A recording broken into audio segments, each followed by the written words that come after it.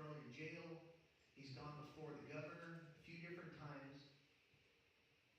And he's on house arrest now because of his faith. At this time, Rome was really starting to definitely get more hostile towards those of the Christian faith. Not because they were doing anything necessarily wrong morally, but simply because they felt that the Christian movement was a threat. Christians were encouraged to do their best to live according to the laws of Rome until those laws began to conflict with God and his laws. Paul had already suffered in the name of Jesus quite a bit at this point. And at this time of house arrest, he's awaiting this decision from Rome to be handed down. Do they kill him, or do they let him live and just put him in jail? And you can kind of feel maybe some of the tension, some of the struggle that he's facing.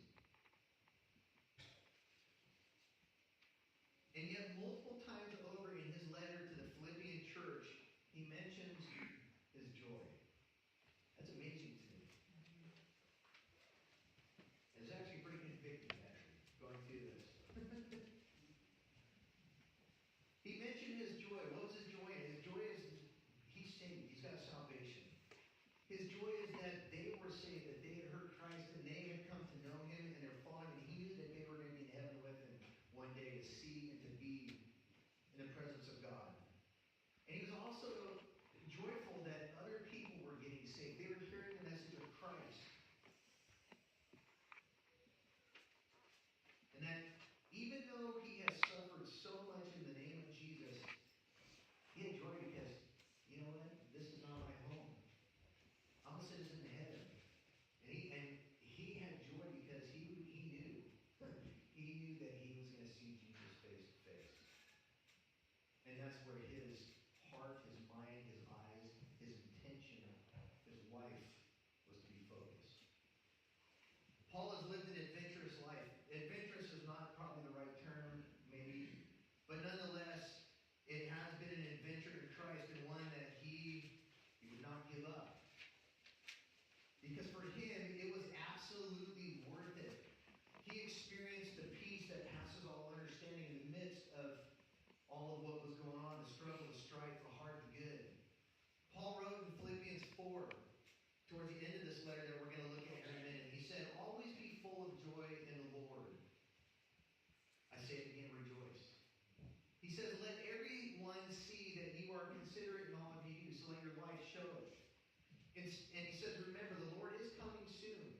Don't worry about anything. Instead, pray about everything. Take it to the Lord. Tell God what you need and thank him for all that he has done. Then you will experience God's peace, which exceeds anything we can understand, passes all understanding. His peace will guard your hearts and will guard your minds as you live in Christ." Paul chose joy in the midst of what should have been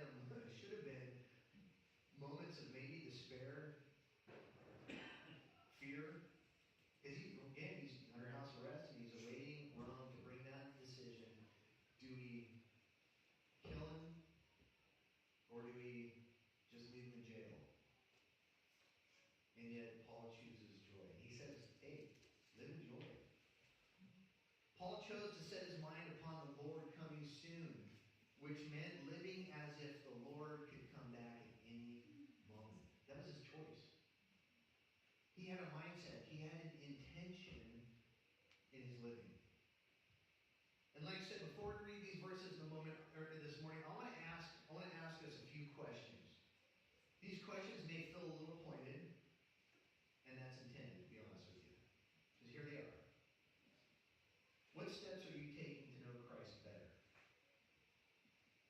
What things do you need to get rid of to free you up to serve Christ?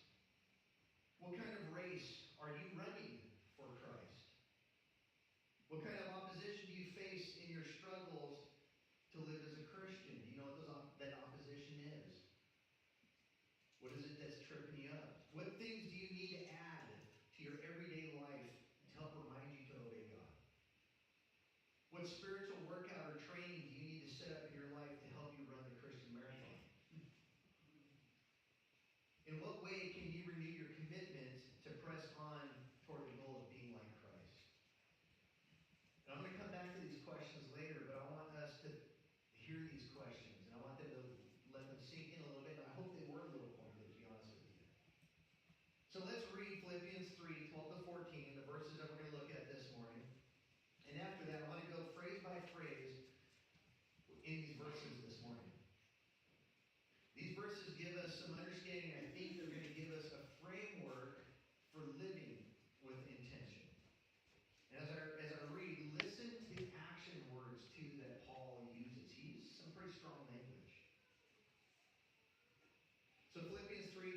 14, he says this, I don't mean to say that I have already achieved these things or that I have already reached perfection.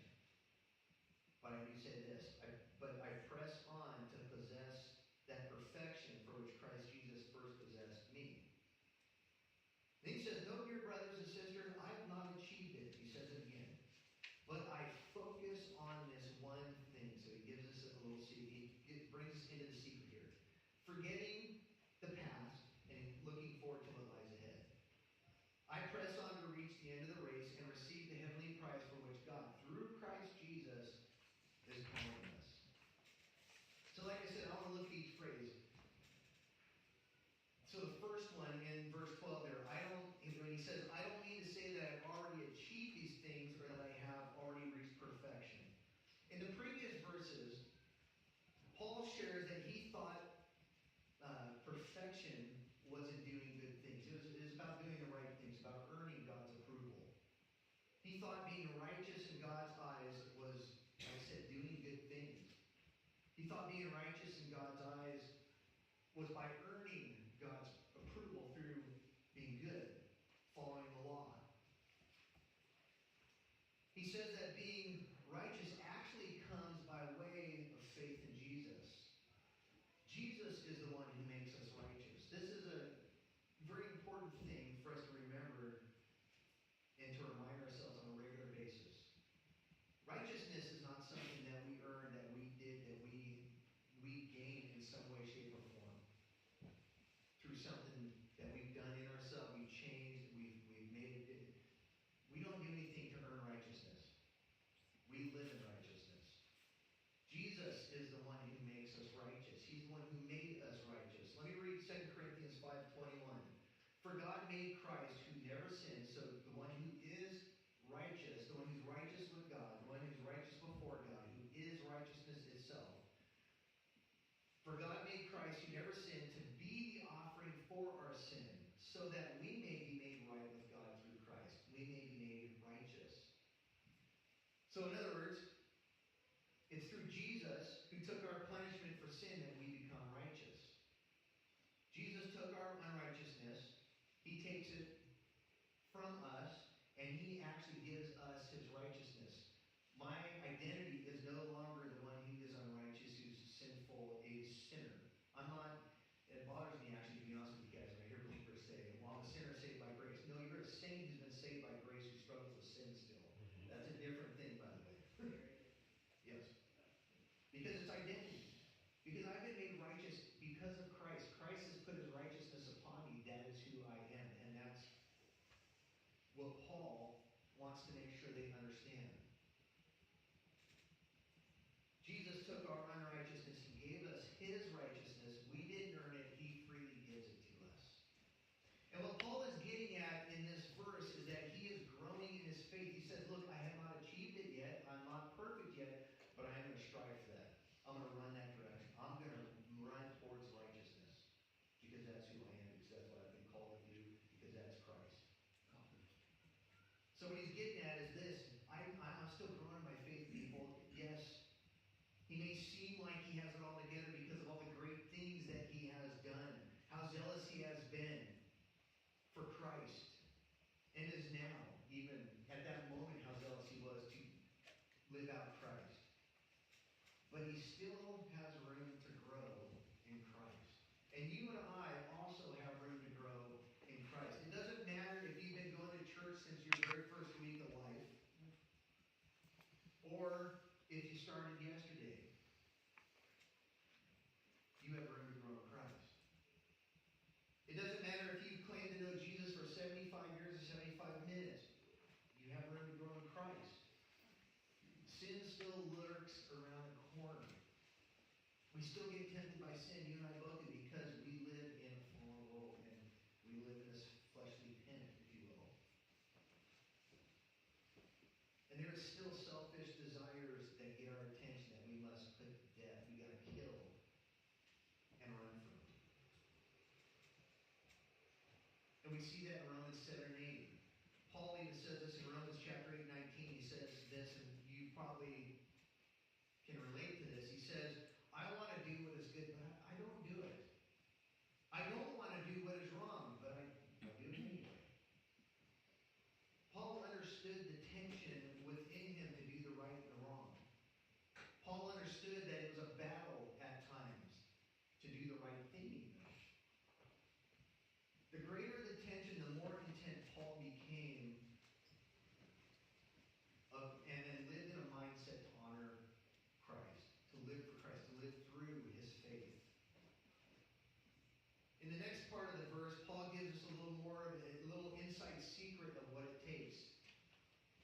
Look at the second part of verse 12 in chapter 3 here. It says this, but I press on to possess that perfection for which Christ Jesus first possessed me. I want to take a look at a few words here. When he says possess, he means to take hold of, to make one's own. That's the idea of what means possess there. There's ownership in it. It's I'm going to take hold of it. It's going to become who I am. And he says Jesus first took hold of him. Jesus first made Paul his own. If you remember the story of Paul, right? He's on the road to Damascus, and Paul wasn't looking to find Jesus, but Jesus goes and finds Paul. When he says possesses, when Paul uses this word possesses in the New Living Translation, other ones say took hold of. He means, like I said, to take hold of, to make one's own. He says Jesus took hold of him first. Jesus made Paul his own first. It wasn't that Paul one day, like I said, decided to go find Jesus. That's not how it came about, but Jesus came to him. It was Jesus who stirred within the heart of Paul. Jesus called Paul to himself. And that's important for us to remember because of who Christ is and how good he is. If you're here today, he's stirring your heart, he's calling you. And I hope you respond to that. You and I have nothing to bring to God that says, hey, God, look at me. I'm good enough for you to save. That's not it. Because remember, we were unrighteous and he is righteous. Scripture says that it isn't that we love him first, but he loved us first.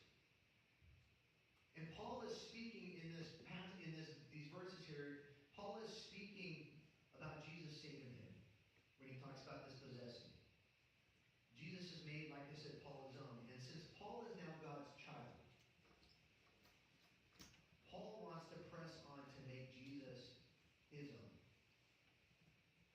In other words, Paul wants to be a full-fledged, 100% all-in disciple of Christ. He wants to receive and be all that Jesus is calling him to be. Jesus gave him salvation, so he wants to experience all that salvation offers. How's he going to do it? By pressing on. That's the little secret that he gives to us. And this wording, press on, in the original language, it's a word that's really intense. Because it speaks of an intense chase, an intense seeking after. It is a word that reflects urgency and determination. So when Paul says, I press on, he is wanting us to understand that this is not just a life goal, but it is a prioritized top of the list goal. There was no other life goal anywhere remotely close to as important. The proper order of our faith and growing in our faith is to seek Jesus first and foremost. Matthew 6:33, maybe you're familiar with this. It says, seek the kingdom of God above all else. Other translations say, seek the kingdom of God. What's that next word? First. There's an order here. So let's move on to verse 13 in Philippians 3. Paul says this. He says, no, brothers and sisters, I have not achieved it. He just reiterates that he has not arrived in his faith. He has room to grow. That should be a stark reminder for us who have been following Jesus for a long time. Even Paul had to remind himself to live in the humility of, I've not arrived yet. I am no better than anybody else. I'm still growing. I'm seeking after Christ. And then Paul says this, but I focus on one thing. And I want to stop there before we go on, because I think Paul is setting us up to have the right mindset here, what this looks like. It's a fact that when we focus upon one thing instead of many things at once, we can be more efficient, more effective, and more successful in that one thing. Paul's wording in this passage, this wording is very athletic in nature. A runner who is running a race is not taught to look down at their feet. How many times do you ever watch Olympic athletes that are running? They're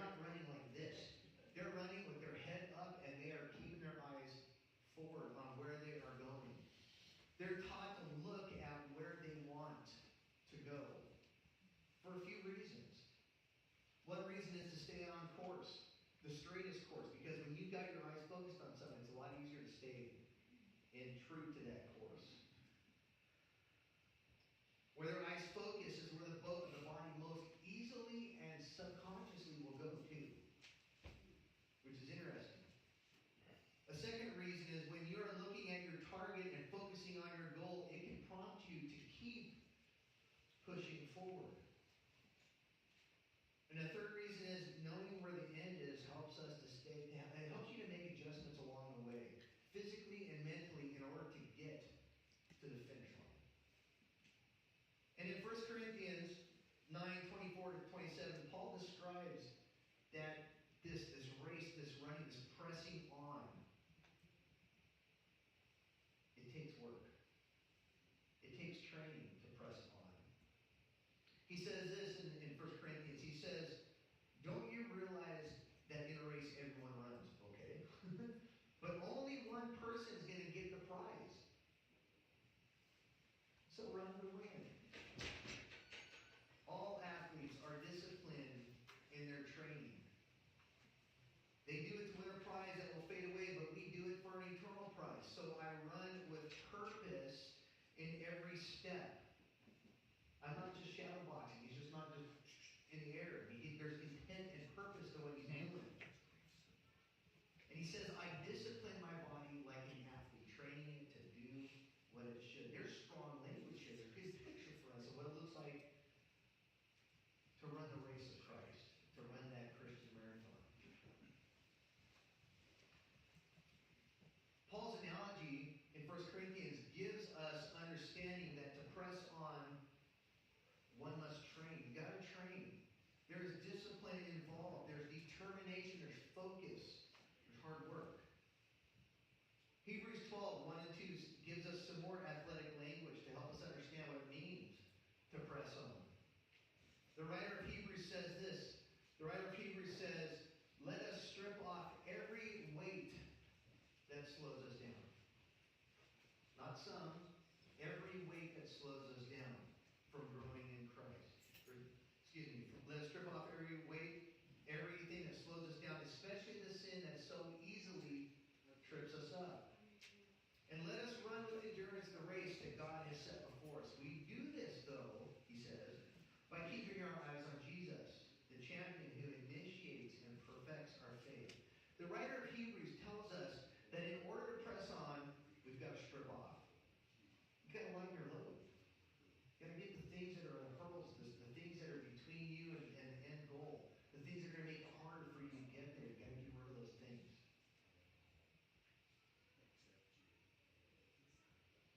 What is it that's slowing you down from growing in Christ? The writer of Hebrews also tells us it takes endurance to run the race of Christ. Endurance is a funny thing. Endurance as a runner doesn't come without pushing the body past being tired. It takes doing it on a regular basis.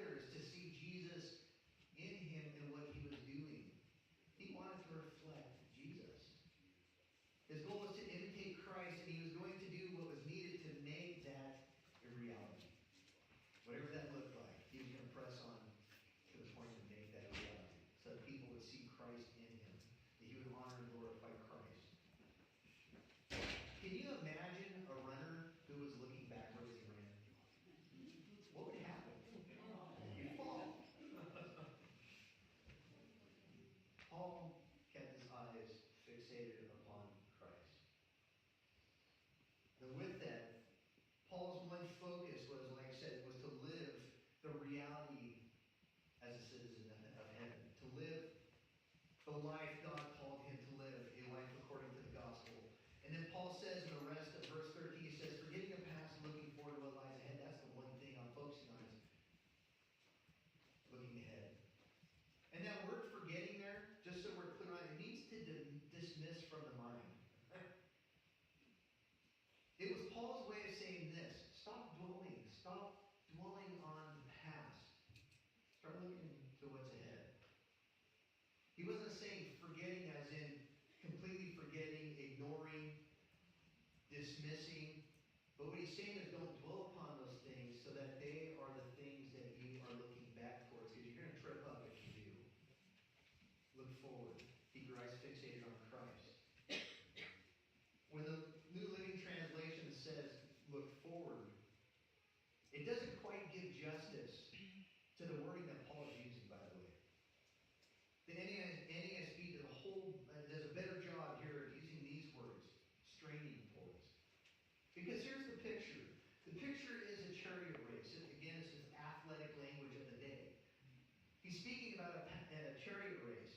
The chariot was oftentimes, it was a platform that the rider would stand on, obviously right with the horse in front of you, and he was holding on to reins.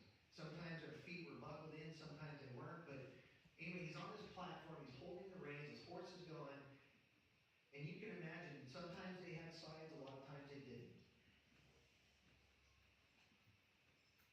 So when going around corners and going over bumps, the rider would have to strain using every muscle in his body to lean into the corners and to go with the bumps in order to not be thrown off the chariot. And also, he would have to do that. He'd have to strain and make sure he was right where he needed to be so that he could stay focused upon moving the right direction in the straightest line possible to get to the finish line.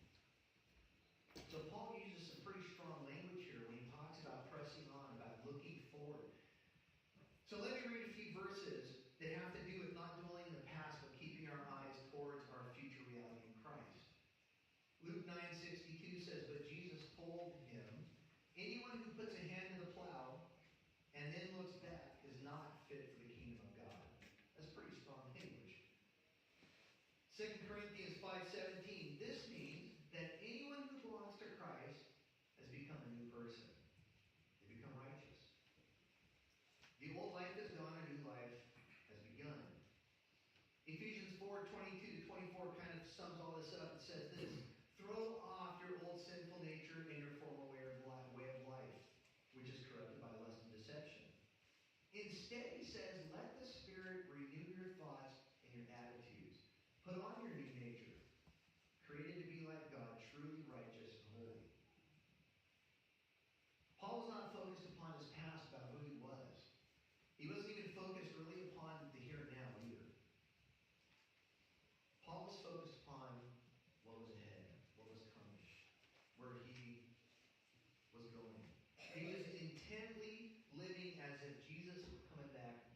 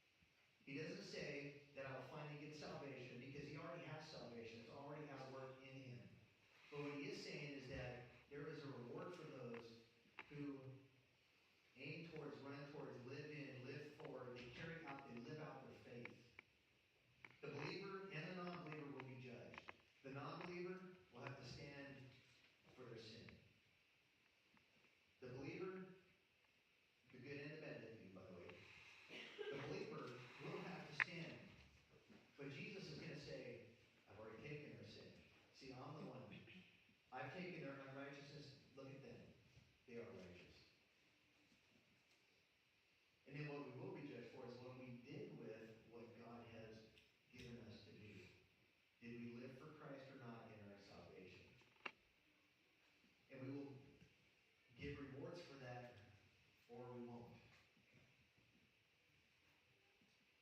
And it's not an issue of salvation being taken away, because our salvation is firm in Christ. But he says, I press on to reach the end of the race and receive the heavenly prize. There is, those words like I said, press on again. There is a reward for our hard work, determination, our throwing off sin, choosing to live lives that reflect Christ. There's a reward for that.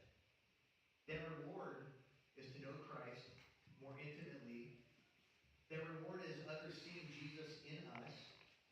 That reward is Jesus saying, when you and I get to heaven, these words, well done, my good and faithful servant. How awesome would that be? That's like a father who sits and says, I'm proud of you for what you did and who you've become. And we get to be in the very presence of Almighty God, face to face, His glory pouring out upon us. No shame, no guilt, none of that. Complete healing, made new completely. Nothing falling apart. And then he says this at the end of Philippians 3:14, for which God through Christ Jesus is calling us. Those are parts of a whole little tag to this whole thing. Paul wants us to understand that this isn't Paul's calling upon us. It's not Paul saying, hey, I'm challenging you guys to do this. Paul is saying this is God's call upon us. This is God's part for us here. I started out by asking these questions. What steps are you taking to know Christ better? What things do you need to get rid of to free you up to serve Christ? And I'm not talking just in the church here. I'm talking outside the doors of the church, your community, wherever it is. Your family, even your enemies. What kind of race are you running for Christ? What does the race look like? What kind of opposition do you face in your struggle to live as a Christian? Do you know that? What is the opposite? What's the outside forces maybe that are coming on you? What are the inside forces that you struggle with? What are the things that so easily grab your attention? What are the sins that so easily you fall into? You know what your opposition is. What things do you need to add to your everyday life to help remind you to obey God? Are there things that you need to put in place every day to help you remind? Is there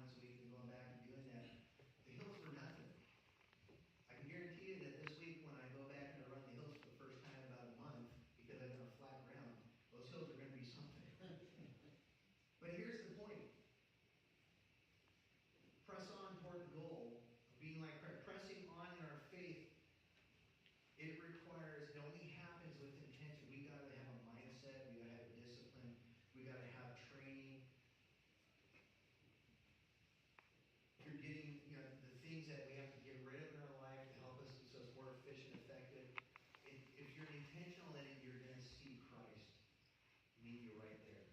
Because part of what Paul is not saying is it's all God on God's shoulder to do it. And part of what Paul's not saying is it's all on our shoulders as Christians to do it. What Paul is saying is Jesus has already stepped in and he's at work right now, but we got to come in and we got to meet up with him to do that work together. And when we do that together, and we're intentional to come to him to do that work, he's going to do something in your life.